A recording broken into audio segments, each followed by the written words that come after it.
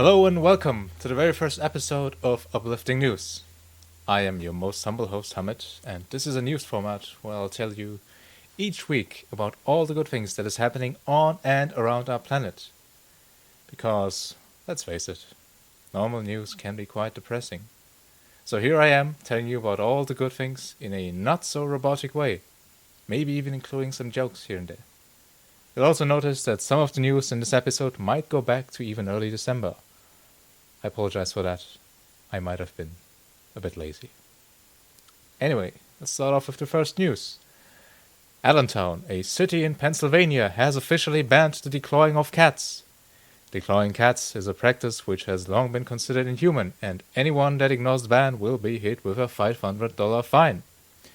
The vote has passed anonymously, exempting only therapeutic purposes such as illnesses or infections. As a side info on why declawing is cruel to cats, veterinarians testified that it's the equivalent of removing a human's finger, the first knuckle. Imagine if they remove this part of your finger. Not good. Declawing cats is also already illegal in Los Angeles, San Francisco, New York, and Denver. And it is the second pet-friendly action Allentown has taken this year, as they have also banned the sale of animals from mills back in October. I know nothing about Allentown, but I know that doing things for the well-being of animals is good. So keep that up, Allentown. Second news. President Biden signed a bipartisan bill that codifies same-sex and interracial marriages. He spoke before a crowd of thousands that gathered to celebrate the federal protections in the Respect for Marriage Act. I'll do my best Biden impression as I quote him. "The road to this moment has been long, but those who live in equality and justice, you never gave up." An example, in 2004, only 42% of Americans said they were in support of same-sex marriages, and according to a new poll, it's 68% now. Even though this does not mean that same-sex and interracial marriages are protected in every state, it is a step into the right direction, and at least existing marriages are now officially protected. Third news. When a blizzard hit Buffalo, New York on Friday, Craig Alston's barbershop, CNC Cuts, was one of the few places with electricity, heat, and Wi-Fi. A man knocked on Alston's door, seeking shelter, so Alston decided to open his doors to the man and anyone else in the community who needed a place to stay. After seeing news of people dying in the blizzard, Alston used TikTok and Facebook Live to invite anyone in need to come to his shop. The video has garnered almost 1 million views. Alston estimates that 50 people came in and out of his shop from Friday to Monday, with around 30 staying for the entire weekend. Some came just to warm up, charge their phones, and use Wi-Fi to contact loved ones. Alston stayed with the group and missed Christmas with his 9-year-old daughter. Despite the challenges, Alston was grateful to be able to provide a safe and warm place for people during the storm. On to the fifth news.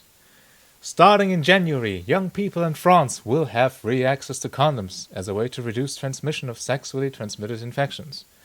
The French President Emmanuel Macron, I hope I pronounced that right, announced the new measure at an event for young people's health and said that the condoms will be available for pickup at pharmacies.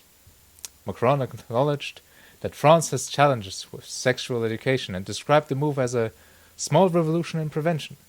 The country saw a 30% increase in STI rates in 2020 and 21. The Free Condom Initiative is part of a broader effort to combat the spread of STIs and improve access to contraception. In 2018, the government began covering the cost of condoms for individuals who obtained them with a prescription from a doctor or midwife. This year, contraceptions became free for all women under 26, an improvement from the previous policy, which only provided free contraception for women and girls 18 and younger. In addition to free condoms, the government is also offering free emergency contraceptions at pharmacies and free STI screenings without a prescription, except for HIV, for those under 26. Fifth news. All of the people believed to be missing after an avalanche in Austria on Sunday the 25th of December have been found alive, according to the Austrian press agency. 4 people were injured, 1 seriously, and a final sweep of the area is scheduled for Monday, which was last Monday. Rescue workers initially thought that 10 people were missing based on a video recorded by a ski guest, who, just before the avalanche occurred, filmed it. The video showed up 10 more skiers in the avalanche path, but it ended before showing what happened to the skiers. The rescue workers initially assumed that all the skiers in the video, who have now been accounted for, were lost in the avalanche, but they survived. 6th news. New York has become the 10th state in the US to ban the sale of cosmetics that have been tested on animals, after Governor Kathy Hochul, I don't know how to pronounce that, signed the New York Cruelty-Free Cosmetics Act into law.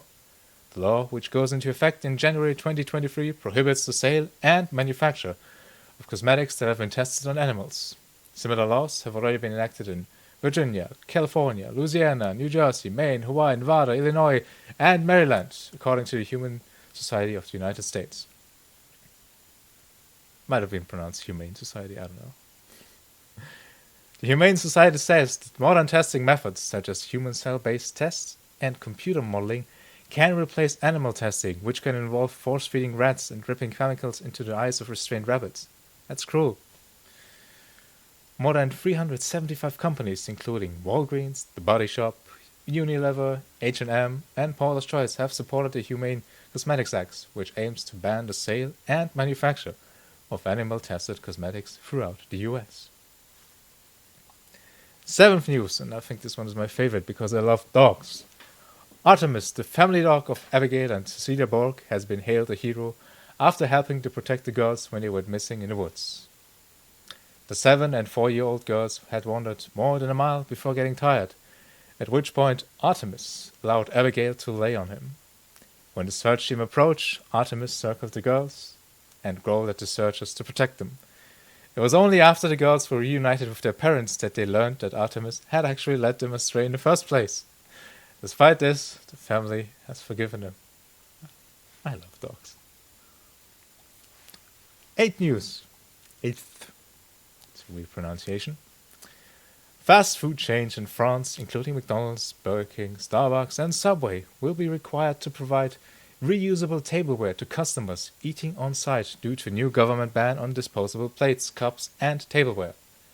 The ban will apply to any restaurant with more than 20 seats, including work canteens, bakery chains, fast food, and sushi outlets, and comes into effect on January the 1st. Basically, it came into effect now.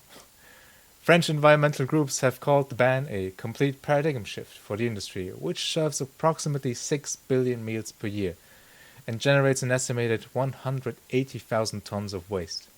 Under the new rules, burgers and sandwiches can still be wrapped in paper, but all other food, including chips, nuggets, pizza, ice creams, and cakes, must be served on reusable tableware. Drinks must also be served in reusable cups that are washed at 60 degrees Celsius. For my American friends, I have no idea what it is in Fahrenheit. I'm sorry, I'll do it the next time. The law only applies to tableware used by customers sitting down in restaurants, so it does not take effect for takeaway packaging. 9th news. According to the International Agency, IEA, renewables are set to overtake coal as the world's largest source of electricity generation by early 2025, due to the rapid growth in renewables, such as wind and solar. This growth has been accelerated by a global energy crisis caused by the conflict in Ukraine, which has motivated countries to increasingly turn to renewables in order to reduce reliance on important fossil fuels. The IEA expects global renewable power capacity to grow by 2,400 gigawatts between 2022 and 2027, an amount equivalent to China's entire power capacity today. Global solar capacity is expected to almost triple over the next 5 years, surpassing coal and becoming the largest source of power sources in the next 5 years, according to the IEA. Growth in the renewables is being driven by China, the United States, and India, all of which are introducing regulatory and market overhauls in order to combat the energy crisis. In the United States, the Inflation Reduction Act includes funding aimed at high-tech solutions to help the country transition to a greener future. 10th news. Scientists at the U.S. Lawrence Livermore National Laboratory in California have made a significant breakthrough in the pursuit of limitless, zero-carbon power by achieving net energy gain in a fusion reaction for the first time, according to three sources with knowledge of the experiment's preliminary results. Net energy gain, Net energy gain, or target gain, refers to producing more energy from a fusion reaction than it consumes, and is seen as a key step in proving that fusion could provide a reliable and abundant alternative to fossil fuels and conventional nuclear energy. The Lawrence Livermore National Laboratory used a process called inertial confinement fusion, which involves bombarding a tiny pellet of hydrogen plasma with the world's largest laser to achieve the milestone. Fusion reactions emit no carbon, produce no long-lived radioactive waste, and a small amount of hydrogen fuel could theoretically power a house for hundreds of years. Most fusion research focuses on the use of plasma, a superheated and ionized gas, as fuel source. Unlimited energy sounds amazing. Let's all be honest. Well, that's it for this week's Uplifting News. I hope you enjoyed it, and I hope to see you again next week. Also, don't forget to be kind to each other, because nothing can make all the difference. Thank you, and goodbye.